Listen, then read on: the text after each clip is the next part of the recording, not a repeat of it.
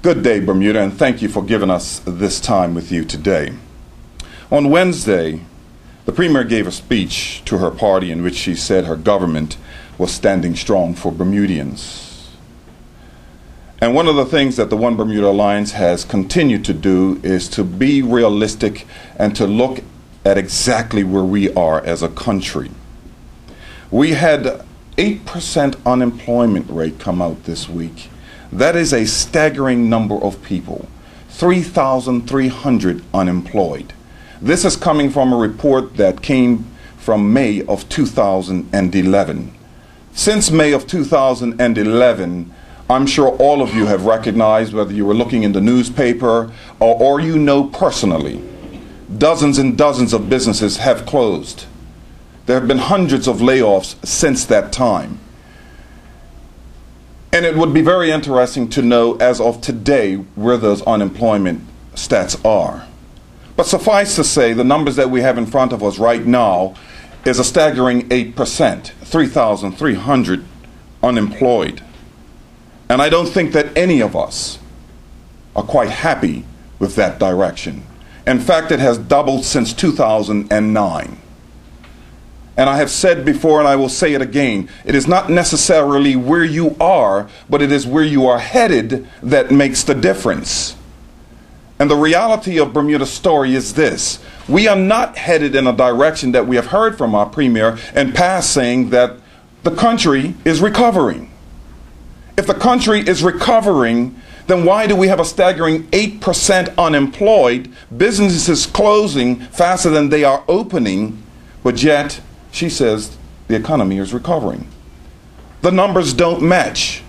And I'm saying to you, Bermuda, that we must be honest and we must look at the numbers that are in front of us and we must be realistic about what is happening to us. We are headed in the wrong direction. No one can be happy with this.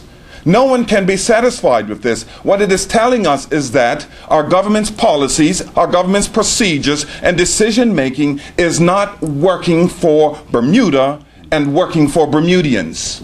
Not too long ago you read in the newspaper how we have spent millions and millions, yet based on borrowing those millions, I should say, we are still spending less on Bermuda and less on Bermudians. That is not an economy of recovery. That means we are continuing to contract. And what that means is that more and more people are finding themselves without work. More and more businesses are essentially closing down. That should be alarming to us. And then our Premier continued on to say that to attack the OBA, saying we don't get it. Well, I think Bermuda does get it. And I know that the OBA gets it, because we have been spending day after day, week after week, in your homes, at your churches, our churches, in the workplaces, in the communities, walking the streets, talking to you and listening to you about your concerns and the direction that the country is headed. And now all of a sudden we know that an election is looming. We're starting to hear, okay, well, we're going to talk about work permits now. Let's have a work permit forum. Well, the One Bermuda Alliance has been saying all along we need to address this issue. And you're not just now wanting to sit around the table and talk about it? How long have you had conscription on your tables, government, and just now because you recognize you have the polls just like we do, and that young people are now, a third of them are unemployed, in an attempt to appeal to them? What I say to you, government, it's time to call the election. It's time, because Bermuda is frustrated. Bermuda has had enough. Our government continues to talk about standing strong. Well, with the stats that we see and the graphs that we're looking at, unemployment is rising. It's not at a standstill. We're not standing strong. We're continuing to fall with these alarming figures. Last year, there was a job fair. 900 people showed up for 100 plus 30 jobs. This year, it was scratched because of funding. Bermuda is listening. Bermuda is feeling, and what it is feeling is unpleasant. What it is feeling is that we are headed in the wrong direction. And the One Bermuda Alliance wishes to lay out its plans in the next couple of weeks. We'll be laying out our platform plans and putting them before you. It is now time for truth and reconciliation. It is now time for our government to stand on this record, and it is now time for Bermuda to judge our government based on this record that we have in front of us. We can no longer go on with the spin and the deception. All you have to do is look in the newspaper almost every day and see the news.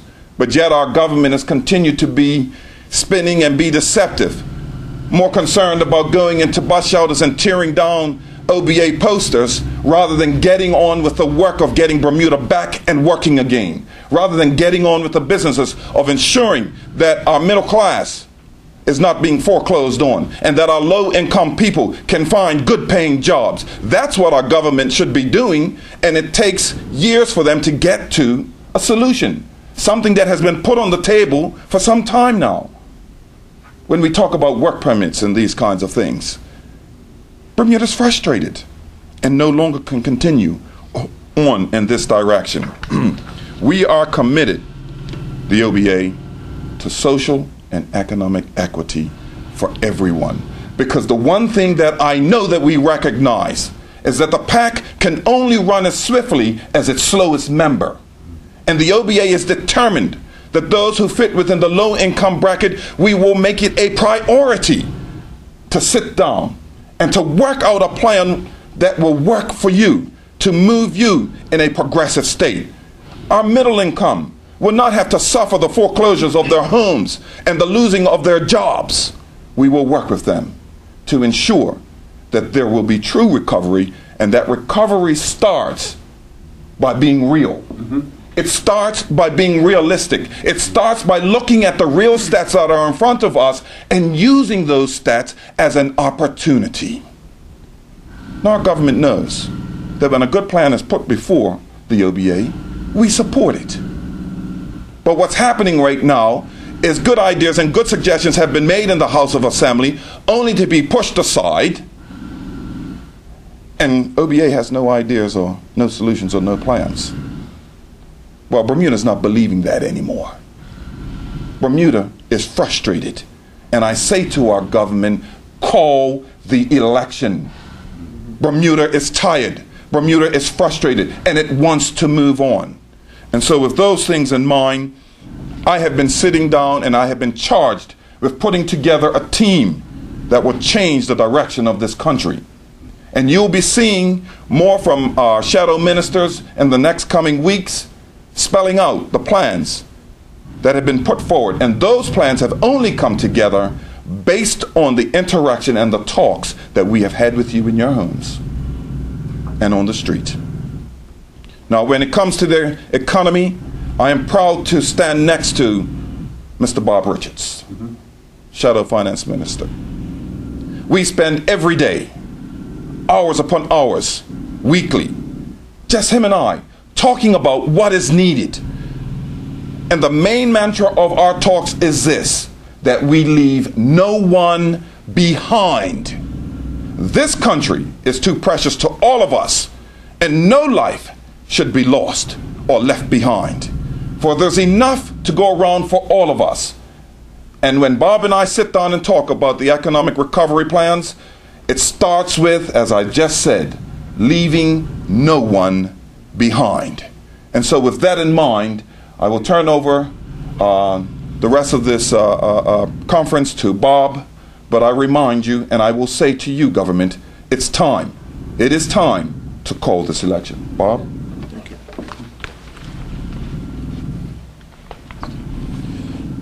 Well, ladies and gentlemen, that's a very hard act to follow. Well, I'll do my best. In January 2010, the Royal Gazette reported that civil servants had been ordered to implement, and I quote, austere cost savings.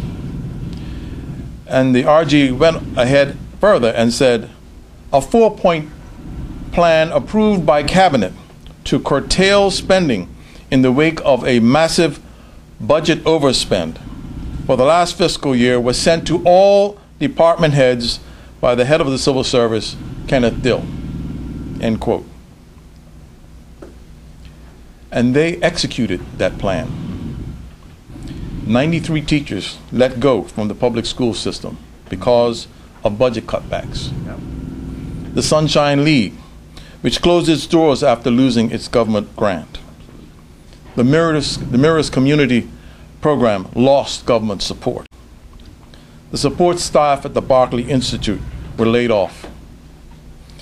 The Bermuda Cadet Corps had to be disbanded for cost-effective reasons. The Bermuda Police Service has been underfunded to the point where it operates 10 to 15% below authorized manpower levels. Now, the repetition by the Premier and her operatives of a quote from me back in 2010 is a testimony that this government are masters of deception, if nothing else. I said these words in a press conference in October 2010. And I quote myself, "It really has to be all about austerity," unquote. What was the it that I was talking about? The it was the Auditor General's report on huge government overruns on capital projects, coupled with government's own documented plan to implement austerity measures for the civil service. So using this quote from me to paint the OBA as a party of austerity is both deceptive and highly hypocritical. But I guess after the EEZ episode, deception from this government is par for the course. The choice in this election is not growth versus austerity.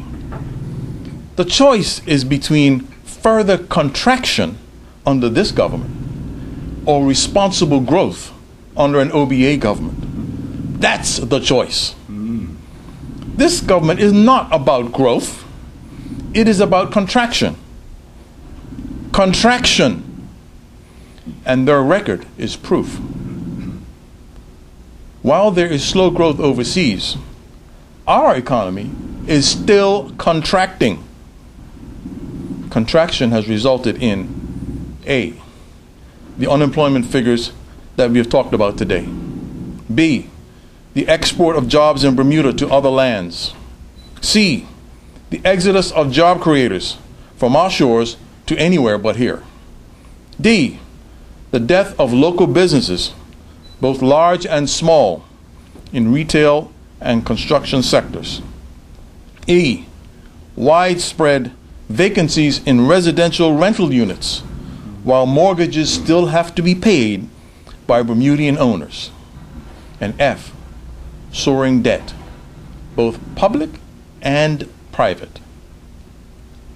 We, the OBA, have a turnaround plan that requires implementing pro-growth policies and cutting wasteful government spending simultaneously. Now, some of our pro-growth plans include A, granting any employer a 2-year payroll tax exemption for new Bermudian hiring. B, support small business by directing 20% of all government goods and services spending, that's about $80 million a year, to small business. And C, creating Bermudian construction and tourism jobs through the redevelopment of the Hamilton and St. George's waterfronts. Now, there is clearly a great deal of wasteful spending within government that can be eliminated. We would implement a Spending and Government Efficiency Commission to look at and find out where a lot of that waste is. We would establish a contractor general an independent contractor general to oversee the bidding and implementation process of all government capital projects, an area that has witnessed huge overspends from dodgy bidding procedures and cronyism. And Bermuda is one of the world's 3 risk capitals. Yet, the government pays a huge $12 million annual insurance bill the old-fashioned way, by just paying insurance companies. An OBA government would use Bermuda-based risk management expertise to significantly lower this cost. Now, government has paid lip service to this area, but in dithering so long, they've wasted millions of taxpayer dollars in insurance premiums in the process. We would expedite this idea forthwith. As my leader just said, we don't care where a good idea comes from. If it's a good idea, we'll do it. Yep. These are just a small sample of the turnaround plans the OBA has to create jobs, put us on the growth path once again, and establish control over government finances. And with that, we'll take any questions from the press. Thank you. No, okay. Great. Take a picture. Certainly, go ahead. You just urged the government to call the election. Certainly. We don't know who all your candidates are. So do you plan to field a full slate? We've been over this several times before. We have all of our candidates. We have stated that several times. You will see our candidates in full ready when the election is called. You'll see a few more in the coming weeks. So if the Premier called it tomorrow, We're ready to rock and roll. We are ready. As I've said before, all of our candidates has been chosen for all 36 constituencies. We are ready for the election.